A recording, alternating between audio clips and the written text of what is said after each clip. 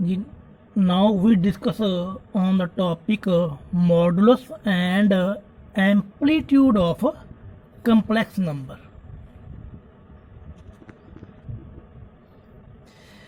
So first ਆਪਾਂ ਗੱਲ ਕੀਤੀ ਸੀ ਕੰਪਲੈਕਸ ਨੰਬਰ ਨੂੰ ਗ੍ਰਾਫਿਕਲ ਰੀਪ੍ਰਜੈਂਟ ਕਰਨ ਬਾਰੇ।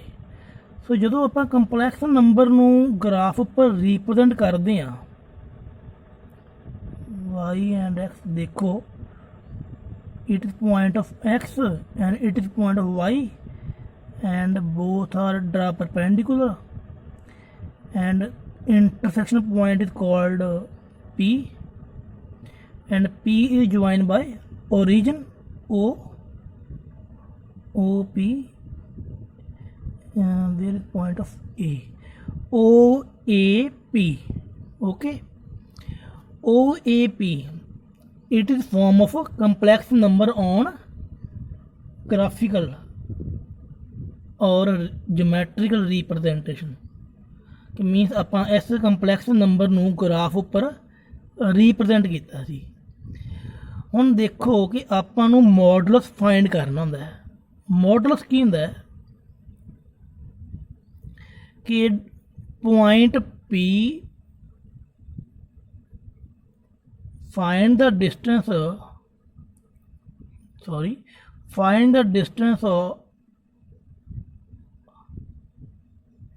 of point P from origin कि इस पॉइंट दी इस पॉइंट कोलों जो ਆਪਾਂ डिस्टेंस फाइंड करांगे उसनों ਆਪਾਂ ਕੀ ਕਹਿੰਦੇ ਆ modulus. Okay, P point of कि मीनस आप O तो P का डिस्टेंस फाइंड करना है। ओके, सो 10th क्लास में आप डिस्टेंस फॉर्मूला किया सी, एक डिस्टेंस फॉर्मूला वो की सी कि अपने को दो पॉइंट सी x1 y1 x2 y2, then formula की थी अपना x2 minus x1 square plus y2 minus y1 square overall root. So same as यही फॉर्मूला कंप्लैक्स नंबर ऊपर लगेगा। देखो OP, सो अपना x and y and origin कितना 0 0, सो x1 0 y1 0 x2 x है y2 y है। सो इस कंपलैक्स नंबर नू इस फार्मूले अकॉर्डिंग आप सॉल्व करांगे। x1 y1 is 0 0 and x2 y2 x and y। Okay, then x minus 0 square plus y minus 0 square overall root. Okay, then ये formula solve हो गया, अपने को बन जूगा X square plus Y square the overall root. Means modulus of complex number is equal to x square plus Y square the root. तो modulus नूं आपां डिनोट करते हैं mod of Z. Okay, and mod of z is also called absolute value of complex number। Okay, तो दोबारा repeat कर दें topic नूं।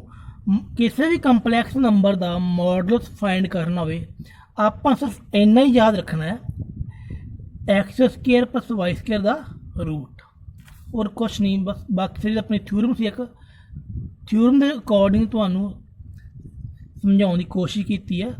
सो ओवरऑल आप सिर्फ इन्ना फार्मूला ही याद करना है कि modulus of z is equal to x square plus Y square का रूट। तो मॉडुलस नूं आपां इस साइन दे नाल रीप्रजेंट करते हैं। Okay, and then next topic अपना हैगा एम्पलीट्यूड। एम्पलीट्यूड इसनों आप आर्गूमेंट भी कह देने हैं।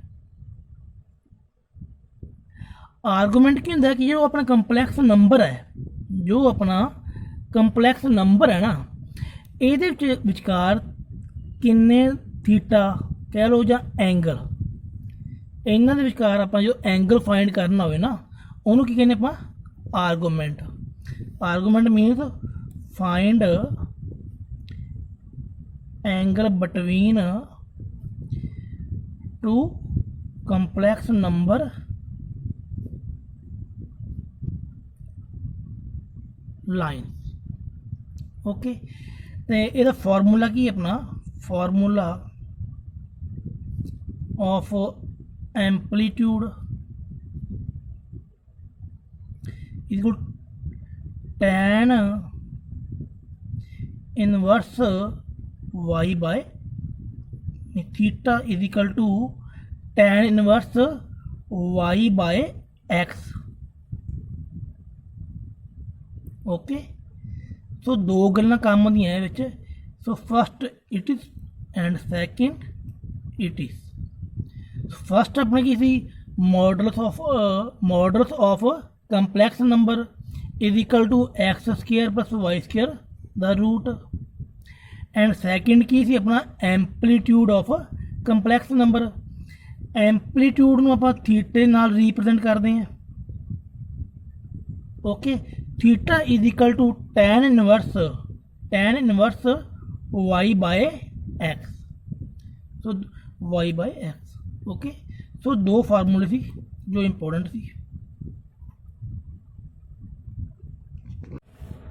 देखो सम अपना की है find modulus and amplitude of this number.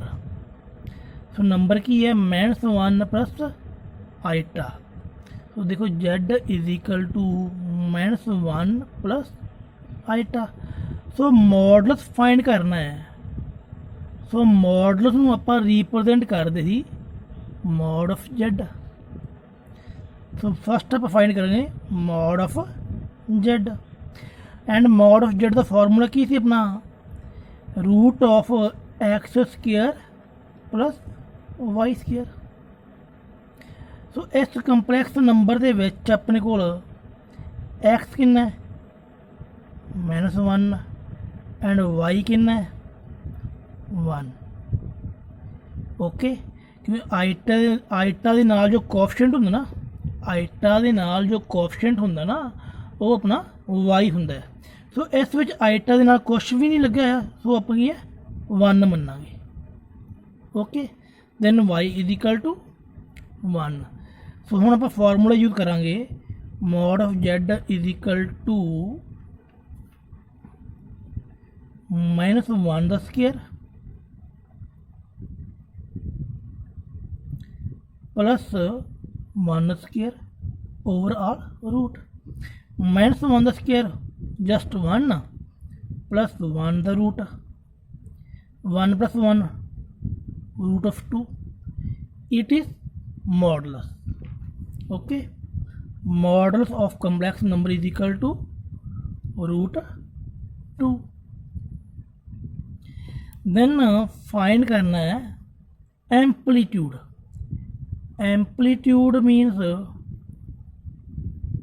Angle find करना आप इस कंपलैक्स नंबर का। सो कंपलैक्स एम्पलीट्यूड नूं आपां डिनोट करें theta is equal to tan inverse y by x। Okay, तो ये फार्मूले में आप एक होर तरीके नाल याद कर सकते हैं और बाकी tan theta is equal to y by x।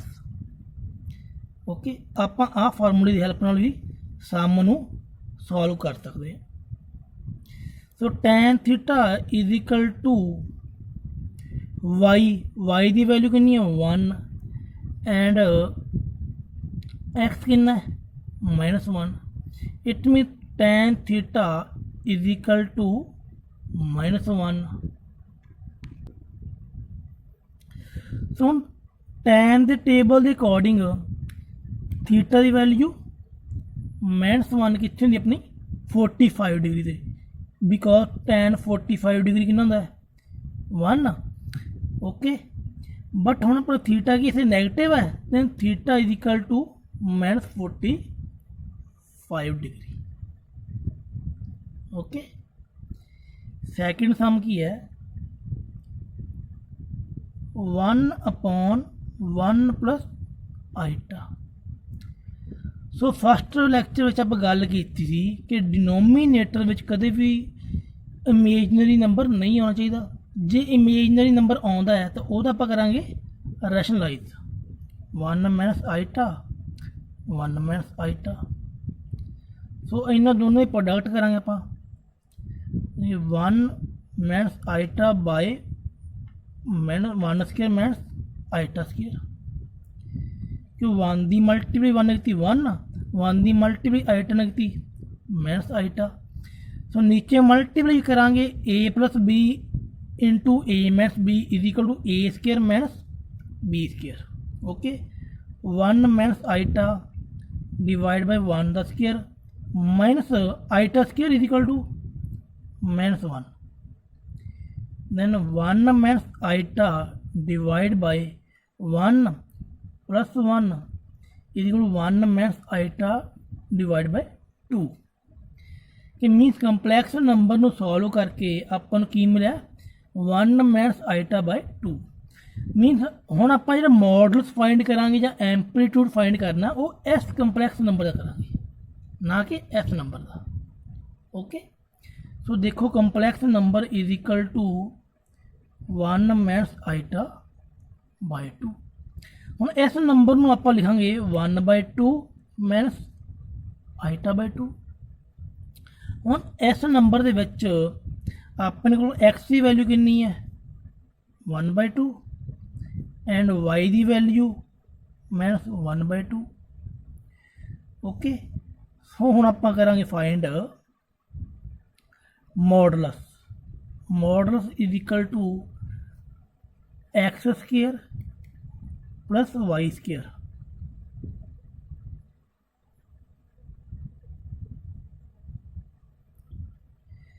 Okay,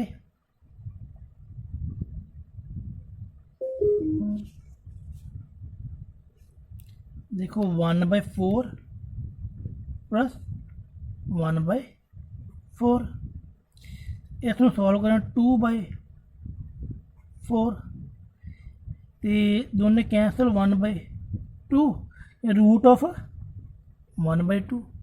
तो 1 का रूट 1 होंगे, 2 का रूट सेम है तो उन्ना ही रहूगा।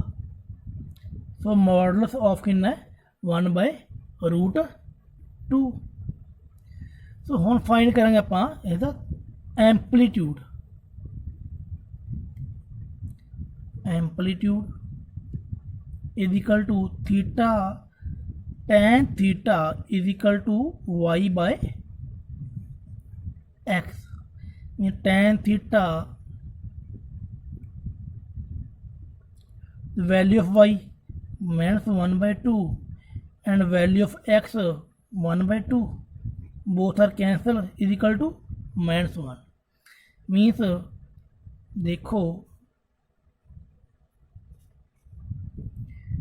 tan theta is equal to -1 same as some it is, means theta is equal to -45 degree.